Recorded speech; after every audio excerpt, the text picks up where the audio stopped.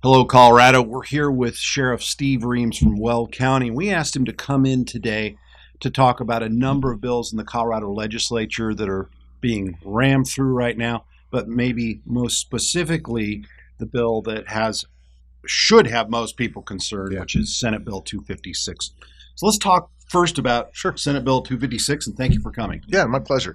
Well, Senate Bill 256 is probably the most radical legislation that I've seen proposed in any recent times in the way it attacks the Second Amendment and it attacks law-abiding citizens who just want to exercise their Second Amendment rights. I mean, it's an absolute affront on the Constitution and gun owners in general.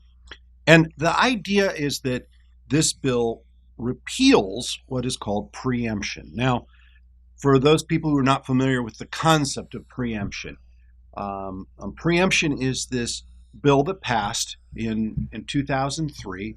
I was a lobbyist back then, and it was Senate Bill 25, and it was passed along with the Shall Issue Concealed Carry Bill. And those two were kind of a package together, and they were meant to get rid of the patchwork of laws that existed with cities and counties, and you weren't sure when you drove into an area whether you could have a gun in your car, whether you could open carry, or whether you could concealed carry, and whether somebody would actually let you have a concealed handgun permit and carry in their county. Well, so what this bill does is it overturns preemption, and then it says, watch this, we're going to double down and do even worse. I'll just read a section from the bill summary. It says, this bill permits a local government to enact an ordinance, regulation, or other law governing or prohibiting the sale, purchase, transfer, or possession of firearm, ammunition, or firearm components or accessories, as long as it is less restrictive, or that is not less restrictive than state laws. So in other words, you can create any gun law you choose at the municipality level, at the special district level, at the county level. You can pass whatever you want as long as it's more restrictive than state law. What could possibly go wrong? Yeah. I mean, we're neighboring here to Boulder County. If the Boulder County commissioners chose to ban guns, that would be an opportunity in this bill. And I don't know what you would do as a legal gun owner in the county of Boulder. And you know, the way I look at government in Colorado, if Boulder County passed that, every municipality inside of that county would fall under that same rule. Well, and it's going to just take one municipality to lead the charge. We probably know that's Denver, and they'll lead the charge and say, we're going to ban all semi-automatic firearms. We're going to ban all magazine-fed firearms, which is pistols. Sure. And they could full California or worse, and nothing would stop them. Certainly nothing in state law. And the only thing I think that might stop them, and that's a discussion for later, is taking the U.S. Supreme Court. Correct. Yeah, I think there's some obvious constitutional problems with this bill, and I think the crafters of this bill know that this is probably not constitutional.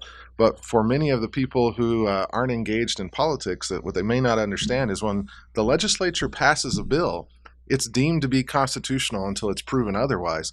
So the legislators are going to say, well, it's constitutional because we said it is, and it's going to be on us to figure out how to overturn that. You know, it's our burden. Yeah, absolutely. Good lawmakers wouldn't do this, but we don't have good lawmakers in Colorado anymore. Yeah. Well, and understand that, of course, the magazine ban from 2013, amongst other bills that passed that year, that magazine ban, we had to challenge that in court. We thought it was unconstitutional. Rocky Mountain gun owners took that to court, went through the whole process, got it all the way up into the appeals court, and then Colorado Supreme Court, and we just couldn't get them to agree with us. Now they agreed with a few little things, little minor items, but we didn't overturn the magazine ban in the way we wanted it to. Now it was in state court, not federal court, so we can't appeal it to the U.S. Supreme Court. That will be our last resort that we'll have to go through if we don't defeat this legislation. Well, and Senate Bill 256 sets itself up to go that route. I don't think you would even try to challenge this in the state courts. I think you would have to go for an attempt in the federal courts all the way up to the Supreme Court. But it's bad legislation. It's at its fundamental core, this is the left saying we're coming after your guns. Yeah. Oh, I thought they would be a little sneakier about this. This is pretty in your face. Yeah. And here's where a growing number of people who may not be activists. Mhm. They might have seen this video only because a friend forwarded it to them. Sure. But if you have a concealed handgun permit and you got it, and just to protect yourself for any reason, maybe you might not even carry that much, you won't be able to carry in some cities because they will ban the ability to carry concealed in their counties or cities. Almost certainly. Yeah, I think the people who can least afford to be impacted by this bill are most impacted. So the guy that needs that gun to make sure that he's safe in his travels throughout the state, let's say a contractor, whatever the case may be. Or think about the lady who's been the victim of domestic violence and went out and purchased her firearm because that's the last thing she has to keep herself safe from that potential suspect. If she lives in a municipality that says, sorry, you can't have X type of guns or guns at all, what's she to do? Violate the law. Yeah, exactly. Because it's not like she's going to leave herself or her children exposed. If she's already made that decision to defend herself, she doesn't want to just let it go. Well, and you can keep going down the rabbit hole here, but there's nothing in this bill as it's currently written that says, well, you're precluded from the provisions of this bill if you owned your firearm prior to the time that this was passed. So if a municipality says, hey, your guns are illegal as of today, you have to figure out what you're going to do with those guns if you still want to stay in that municipality, or you're automatically a criminal. I mean, it just, obviously it doesn't make sense, and it's not good for public safety, but this is the world we're living in Colorado. It's California in the early 70s. That's unfortunately where we are. And many of us, I know you and myself, we love this state.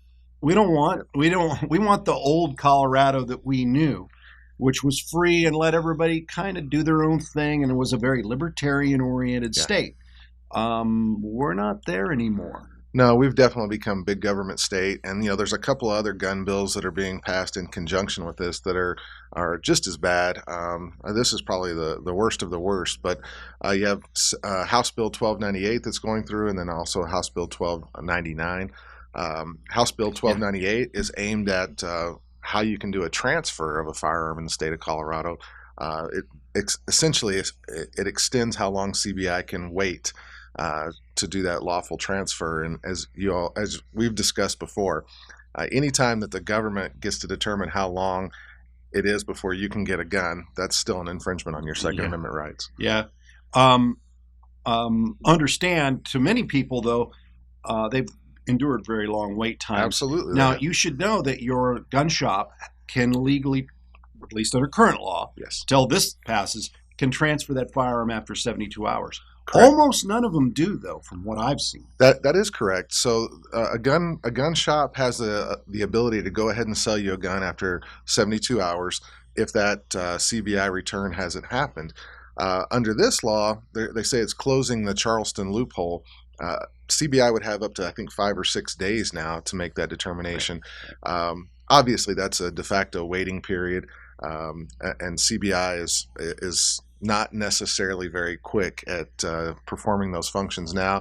We know if it takes them 3 days now, it's going to take them 6 days as soon as this gets passed. And there's also some other provisions in 1298. There's a whole list of misdemeanor crimes that would prohibit you from being able to transfer a weapon from that point forward. Some of those things are harassment, some very minor what they call violent crimes, but this is all in response to the Boulder shooting, because we know that Boulder shooter had been involved in a third-degree assault 5 years prior. Wow! So it's almost Minority Report stuff. Well, and I hate to say I told you so. We both talked about this. I think I've been a gun lobbyist. It tells you how long it's been because I don't really remember. Sure. Almost 28 years now. And when the Brady bill itself was being debated in Congress, and that the quotes background check is the term, but it's really registration of gun owners.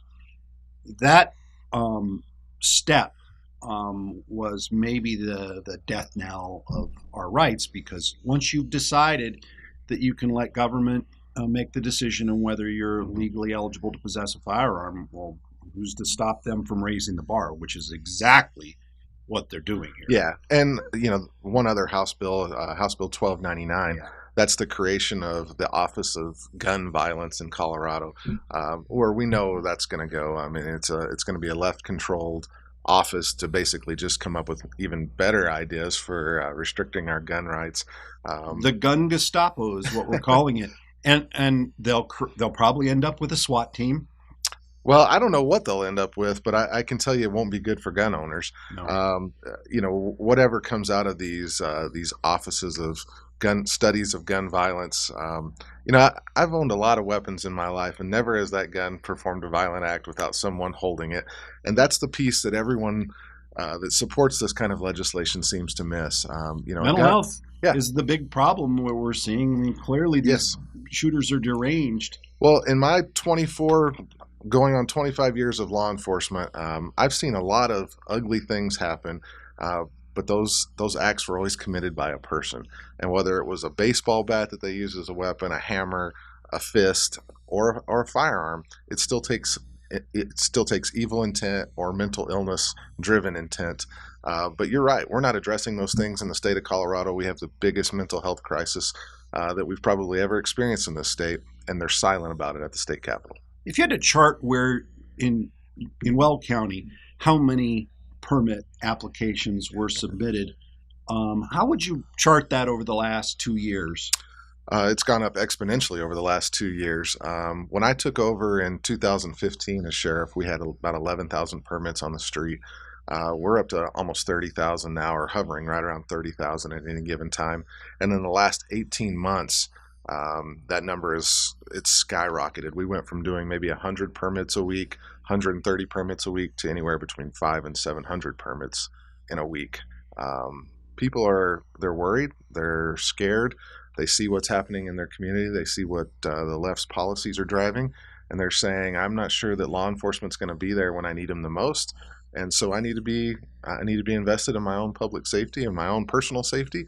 And they're doing exactly what I think most Americans would do. They're taking matters into their own hands, and they're purchasing firearms, and they're carrying firearms. It's funny because during the pandemic, about a year ago, maybe a little less than a year ago, I was noticing at gun shops that there were a group of people that you would never have expected to be in a gun shop. Yeah. First-time buyers. I talked to gun shop owners over and over and over again. They say lots of new first-time buyers.